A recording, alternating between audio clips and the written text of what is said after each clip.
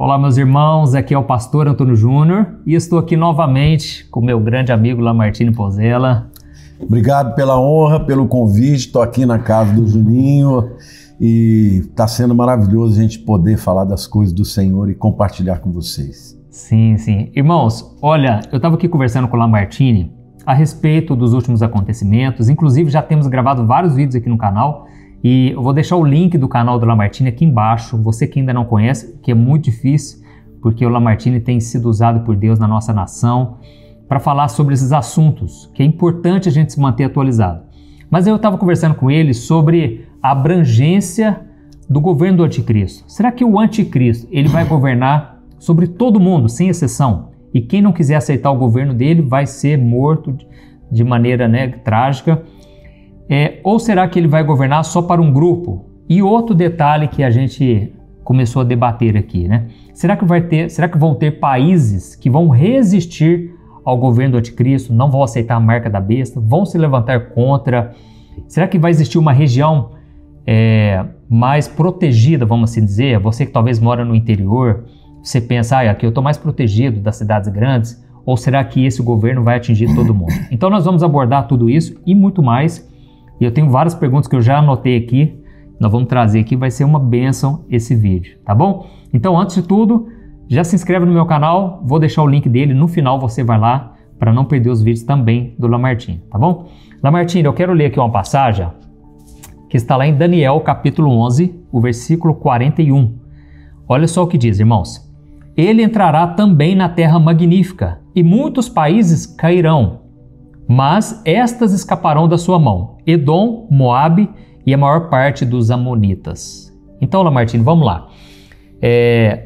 Aqui nos mostra que tem alguns países que vão escapar das mãos do domínio do anticristo. E essa região aqui, o que tudo indica, é a atual Jordânia. Você já foi lá, eu já fui lá, a gente sabe que é um país que tem boas relações com vários países. É um país muçulmano, mas respeita, inclusive países cristãos, Estados Unidos. E me explica a situação, como é que seria? Essa região é uma região que vai se opor ao governo do anticristo. Hoje é um rei, que governa a Jordânia. Um filho do rei Hussein, Isso. Explica como que seria isso, vamos lá. Bom, o governo do anticristo, ele vai ser um governo cuja finalidade é alcançar o mundo inteiro. Mas ele vai ter o seu governo central principalmente na Europa. A gente sabe disso por quê? Porque a Bíblia fala de 10 reinos, de 10 nações. Na verdade, a palavra nação ali é etnos, ou etnia, então não tem que ser necessariamente 10 nações dos dias de hoje. Por exemplo, certo. Os ibéricos, Portugal e Espanha, podem estar contando aí também. De qualquer forma, o governo dele, ele vai ter o seu poder máximo na Europa. E quando a gente fala da Europa, indo para Daniel também, da estátua com os 2 pés, a gente sabe que o governo, o Império Romano reconstruído, porque ele vai reconstruir o Império Romano, na época do Império Romano ele se dividiu e parte dele ficou como capital Roma e outra parte ficou em Istambul. Certo. E então o que eu penso, existem algumas divergências, mas geralmente as pessoas concordam que o centro do governo dele vai ser na Europa, mas pode ser que ele tenha parte também de um apoio de um governo muçulmano. Mas ele não vai ter todos os países ao seu lado. Por exemplo, esse texto cita Amon, Moabe e Edom, que são 3 povos diferentes que hoje estão na região da Jordânia. Eu acredito, Juninho, que o governo do anticristo ele começa fazendo um acordo de paz extraordinário que ninguém nunca conseguiu, que é uma paz de Israel com as nações vizinhas. Na verdade, será uma paz entre cristãos, muçulmanos e judeus. Certo. Agora, Entendi. As nações que têm um viés contrário a isso serão nações que vão resisti-lo. O que a gente não sabe é até que ponto eles conseguirão resistir. Pode ser que eles realmente, como esse texto diz claramente, que eles não vão cair diante do anticristo. E o governo dele é um governo onde ele vai implantar a marca da besta, um número e tal. Então é possível que nações como essa não sejam afetadas. Inclusive existem teólogos que acreditam que o próprio povo de Israel que vai fugir depois da metade da tribulação vai para Petra. Olha... Petra, vai para Petra, um lugar maravilhoso. A Petra fica dentro da Jordânia. E por quê? Lá o texto fala, inclusive, que o anticristo vai abrir a sua boca e vai sair um rio para engolir os que estão lá resistindo ao anticristo. Mas Deus manda e a terra engole essas águas. Analisando e conhecendo o local, você se lembra que lá em Petra, você anda por um cânion grande. Exatamente. Ali, na época dos nabateus, eles usaram umas canaletas para levar água da chuva, porque ali é uma região de deserto. Agora, quando chove para valer, aquilo ali entra com... Imagine um cânion estreito descendo água para valer. A gente acredita que, de fato, durante a perseguição dele, Satanás vai usar os seus demônios para mover a natureza, para trazer uma tempestade, para fazer com que os que estão lá se escondendo na área de Petra morram afogados. Entendi. Mas Deus vai intervir. Então, de qualquer forma, o que eu penso é que o poder máximo dele vai ser na Europa e com as nações que estão aliadas à sua visão globalista. Hoje nós já temos isso, Juninho. Nós já temos países que estão aliados com uma agenda, por exemplo, da ONU até 2030, uma visão globalista cada vez mais, mas você tem nações que vão contra. Que se opõem. O próprio Estados Unidos, agora com o Donald Trump, ele vai se opor a toda essa agenda. Estados Unidos, a Rússia. A Rússia também, o Putin, ele tem um viés diferente. Então ele não vai aceitar nós estamos, obviamente, usando conjecturas como se o tempo fosse agora, mas pode ser que não seja. Tá? Mas, de qualquer forma, a gente vê nas escrituras que ele terá, né, um viés de dominar o mundo, mas a Bíblia não diz que ele vai, ter céu de brigadeiro e que todo mundo vai dizer amém para ele. Vai ter lugares que vão resistir a ele. Porque a nossa ideia, muitas vezes, que a gente tem, é que todo mundo fica assim, meio hipnotizado, né? Tá todo mundo cego espiritualmente e já vai aceitando logo de cara. Então, obviamente, né, muitos não vão aceitar e vão resistir. Mas a questão é, será que essa resistência ela vai ser física ou vai ser espiritual? Como você falou, Deus vai intervir, vai proteger o povo, porque inclusive eu fiz um vídeo aqui no canal falando que eu tive dois sonhos. Eu sonhei com bolas de fogo caindo do céu, aí eu fiz um vídeo explicando o que poderia ser isso, né? E muita gente tem essas visões, né, relances, né, de algo que parece que é uma grande tribulação, talvez porque viu algum filme, ouve a gente falar, né? Então dá a sensação de que Deus vai trazer uma proteção para quem ficar, para quem estiver aqui. Né? Na verdade, Juninho, vai ter gente que vai sobreviver, mas a maioria vai morrer. A maioria. Você vê claramente lá no livro de Apocalipse perguntando quem são esses com as vestes brancas. E aí a voz diz, estes são os que subiram da grande tribulação. Lá no capítulo 13, né? De Apocalipse. Eles venceram o anticristo pela palavra do testemunho e pelo sangue do Cordeiro e não amaram a própria vida. São os mártires que vão morrer durante a grande tribulação. Muita gente vai se converter nesse período e muita gente vai morrer. Mas nem todos vão morrer, porque no final da tribulação, quando começa o milênio, vai ter gente que vai entrar no milênio porque se converteu com o corpo normal, sem ter corpo glorificado, porque eles vão continuar casando, tendo filhos. Então, eles sobreviveram à grande tribulação. Agora, a maioria vai morrer. Alguns vão fugir para os matos, para os desertos. A gente vê no contexto de guerra, né? Numa guerra que já teve, Primeira Guerra, Segunda Guerra, milhões de pessoas que morrem, né? Inclusive, eu assisti um documentário de Winston Churchill em guerra. Eu assisti, maravilhoso. Nossa, ele foi um grande líder, estadista. né? um grande estadista, foi a maior resistência, o líder contra o Hitler, né? Inclusive eu tenho um tio que ele é historiador, ele tem um canal de história aqui no YouTube, e eu vou gravar um vídeo com ele sobre um pastor que desafiou Hitler. Foi um pastor alemão. Foi o... Como é que ele chama? O nome dele. Começa com B, o sobrenome dele. Bohem. Não, é o... Ai, meu Deus.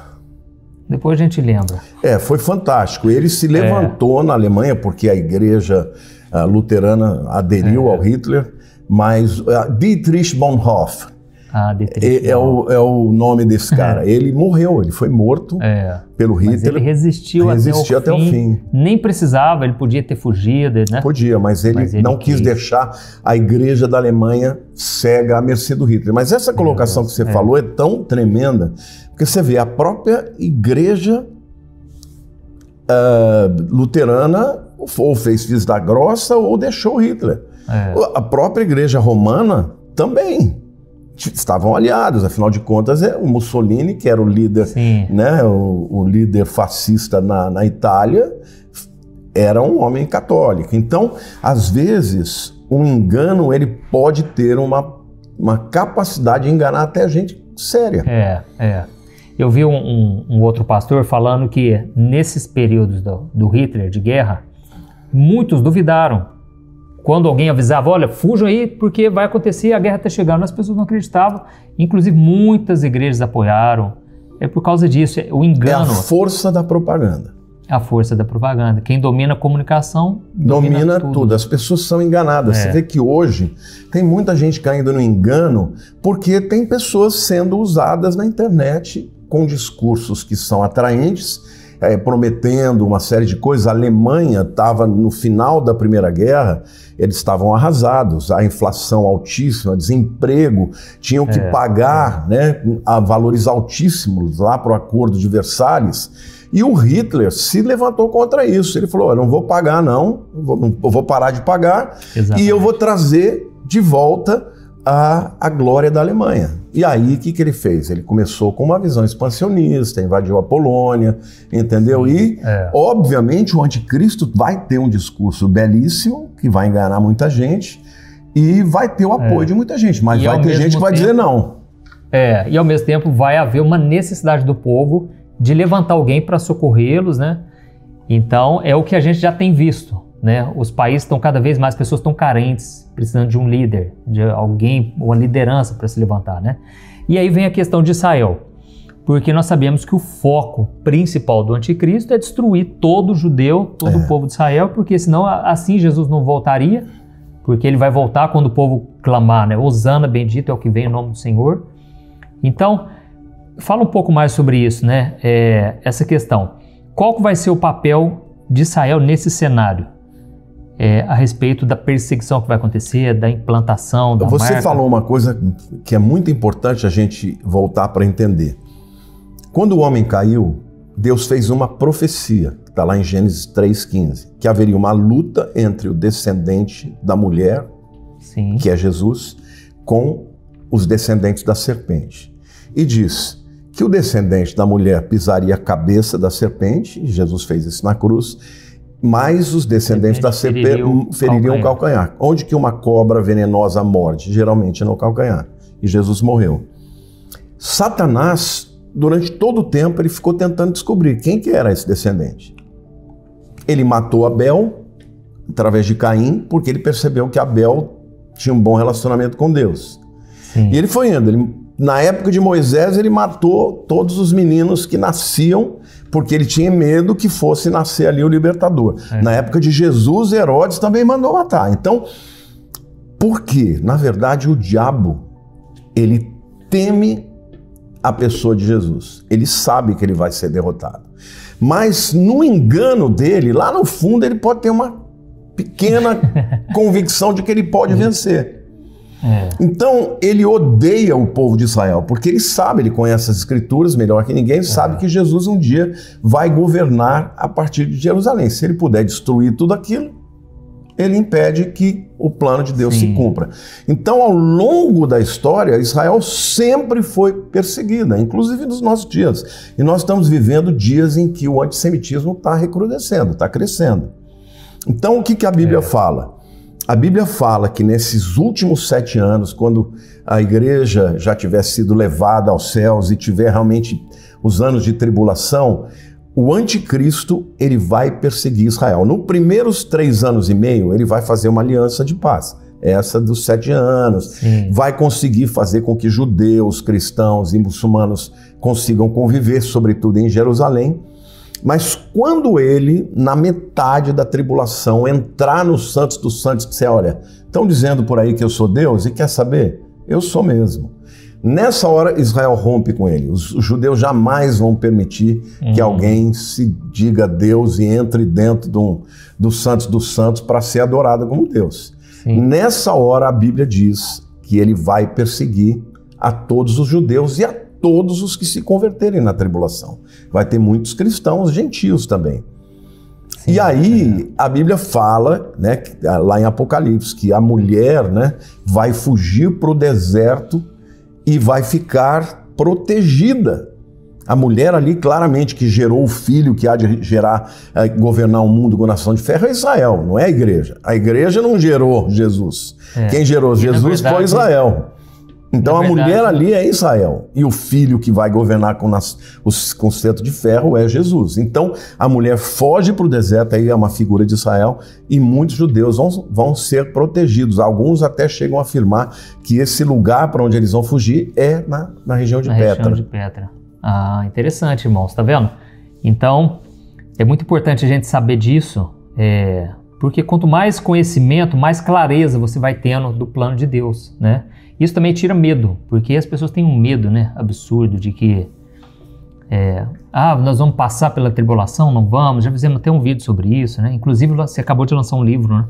Lancei um livro de 800 páginas, se quiser ter acesso, está no meu site. Lá você entra pelo meu Instagram, tem lá o link para você adquirir o livro. 800 páginas, é um compêndio, gente, de escatologia. Glória a Deus. E aí, irmãos, tem um versículo lá em Apocalipse 13, versículo 16 e 17, que diz assim, ó: a besta obrigou a todos, pequenos e grandes, ricos e pobres, livres e escravos, a receberem uma marca na mão direita ou na testa, para que ninguém pudesse comprar ou vender, a não ser quem tivesse a marca, o nome da besta ou o número do seu nome, né? Então aqui nos mostra que vai ser um sistema global. E como nós falamos sobre esses locais que provavelmente, né, vão resistir ao inimigo, mas aqui diz uma coisa, Lamartine, que será colocado uma marca na mão direita ou na testa. É interessante que os judeus, eles colocavam também, tem o costume, né, de colocar até hoje na testa o tefilá, né? E na mão as escrituras para ir memorizando, para ir orando, né? E então você vê que o inimigo, né, ele sempre imita as coisas de Deus, né? A maneira de Deus trabalhar. E não, nós temos o selo do Espírito, ele vai ter a marca da besta. Bem lembrado, exatamente. E aí tem mais uma pergunta, né? Outros países conservadores, o fato de estar crescendo o conservadorismo, vamos lá, porque a gente sabe que tudo existe a explicação profética, existe o que acontece no mundo físico, natural, né? E que inclusive nós podemos fazer um vídeo sobre a marca da besta. Então fica aí para o próximo vídeo a gente colocar sobre a marca da besta, sobre um sistema, é uma marca física, é um chip, é uma picadinha, entendeu? Nós vamos fazer um vídeo sobre isso, mas a questão é a seguinte: esse conservadorismo já é como se fosse um grupo que vai adiar essa chegada da implantação da marca. Como que você vê isso, esse crescente? Não, eu não creio que possa adiar, porque a vinda de Cristo é uma data marcada por Deus. Então, mas a Bíblia fala que vai ter um grupo de pessoas, inclusive cristãos, que vão resistir. Inclusive fala que o levantamento do anticristo, segundo Tessalonicenses 2, não vai acontecer até que aquele que o resiste seja retirado. E quem resiste ao anticristo? É a igreja de Cristo e também o Espírito Santo. Então, no arrebatamento é que ele vai ter toda a liberdade no mundo agora para poder estabelecer as suas leis. Agora, essa resistência que está acontecendo, esse viés mais para a direita, mais para o conservadorismo, está dentro dos planos de Deus, porque Deus ainda tem muita gente para salvar. Então, assim, o anticristo ele vai tentando mudar a narrativa, a mentalidade, mudar as leis, porque você sabe que o nome que ele é chamado, quando fala do iníquo no grego, né, é anomos, é aquele que não respeita nenhuma lei, ele vai mudar as leis. Todas essas mudanças de leis para transformar o que é bíblico, correto, civilizacional para coisas esdrúxulas, já é o espírito do anticristo. Mas ele vai tentando avançar e tem um grupo que o resiste. Mas isso não atrasa a vinda de Jesus. A vinda de Jesus tem data marcada. Nós não vamos saber quando, jamais podemos afirmar, porque se afirmar vai errar. Sim. Porém, esse grupo que está resistindo, e está acontecendo isso no mundo, uma guinada para a direita, é um refresco para nós, porque nós temos ainda mais tempo para pregar o evangelho e também para viver com uma certa liberdade, né? Glória a Deus. E aí fica aquela questão, né? Então, será que tem um lugar seguro? Irmãos, lugar seguro é no centro da vontade de Deus. Não existe... Esses dias eu vi um casal que fez um bunker no Brasil. É algo muito novo para nós, né? Porque a gente não está acostumado com guerra. E que, inclusive, eu vi um rapaz falando, gente, essa história de bunker tira de ideia. Porque você entra num bunker, você não sabe o que é aquilo. Ficar um dia já é difícil. Imagina você ficar meses. Isso é para uma guerra nuclear que tiver o mundo inteiro destruído, com a radiação, você tem que ficar 2 anos lá para poder ter alguma chance de sobreviver. Mas, gente, vamos continuar vivendo a nossa vida. Não vai acontecer isso, não.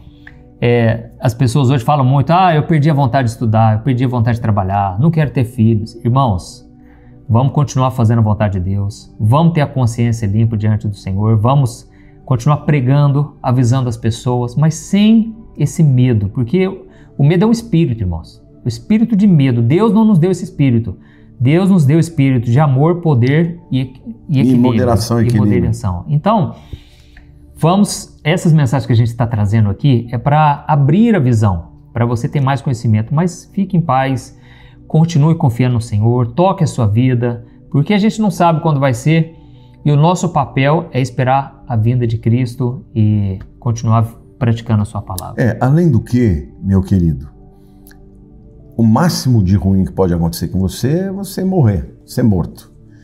Mas se você tiver a honra e o privilégio de morrer por Cristo, você vai ter uma honra eterna.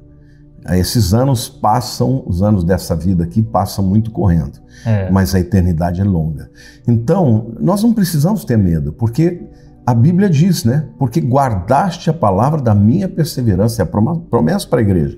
Eu te guardarei da hora da grande tribulação que há de vir sobre todo mundo. Então, eu creio que Jesus vai levar a sua igreja antes da tribulação. Respeito quem pensa diferente, tá? Tenho amigos queridos como Rafael Bittencourt que pensa diferente, mas eu, como sou estudioso disso há mais de 40 anos, eu vejo muitos textos bíblicos mostrando. E olha, você quer ver uma coisa? Quem é a pessoa que andou com Deus e que foi arrebatado? Enoque. O Enoque, ele teve um filho que ele chamou de Matusalém. Matusalém, no hebraico, Matushelar, significa sua morte trará. A Bíblia diz que Enoque, ele viveu 65 anos e depois andou com Deus e foi arrebatado. Ele viveu mais 300 anos. 365 anos, um para cada dia do ano. Certo. Olha que interessante, por que um camarada desse chamou o filho dele de sua morte trará? Que é Matusalém. Porque no ano que morreu Matusalém, veio o dilúvio. Enoque é um tipo da igreja.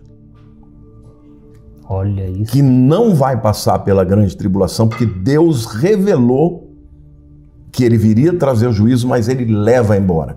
Quando você vai lá para o livro as cartas de Tessalonicenses, as duas foram escritas para falar sobre a vinda de Cristo. Na primeira carta, no capítulo 4, Paulo fala do arrebatamento. Certo. No capítulo 5, ele fala sobre o dia da ira. Mas aí ele diz no versículo 9 do capítulo 5, 1 Tessalonicenses 5:9, mas vós não fostes destinados para a ira. A grande tribulação é chamada, até na Bíblia, pela ira do Cordeiro. Deus não nos chamou. E lá em Apocalipse 3:10 ele fala, porque guardaste a palavra da minha perseverança, eu te guardarei da hora da grande tribulação que há de vir sobre todo mundo. Ah, pastor, mas no mundo tereis aflições, tens bom ânimo. Nós temos muitas tribulações, tem muita gente morrendo por Jesus. Mas a promessa de livrar da tribulação não é de qualquer tribulação, é da grande tribulação que virá sobre todo mundo. Desta tribulação Jesus prometeu livrar a igreja. E ele livra e ele usa uma preposição ex, que é tirar de dentro para fora. Guardar na hora é como Deus fez com Sadraque, Mesaque e Abednego. Estava lá no meio da tribulação com eles, gravou na hora, guardou na hora. Noé também, né? Noé foi... Com Noé. Agora, no caso de Enoque, ele foi arrancado. Ele desapareceu da terra. Olha isso. E é isso, e ele andou com Deus quando ele teve a revelação que viria o dilúvio, ele mudou a vida dele e Deus o levou. Enoque é um tipo da igreja que não vai passar pela grande tribulação. Eu nunca tinha parado para pensar quando é que Enoque partiu, quando é que ele foi arrebatado, né? Ele foi arrebatado porque ele passou a andar com Deus de uma forma tão tremenda que Deus falou, vem para cá. Agora, o que mudou a vida de Enoque? O que mudou foi a revelação que ele teve do dilúvio que viria.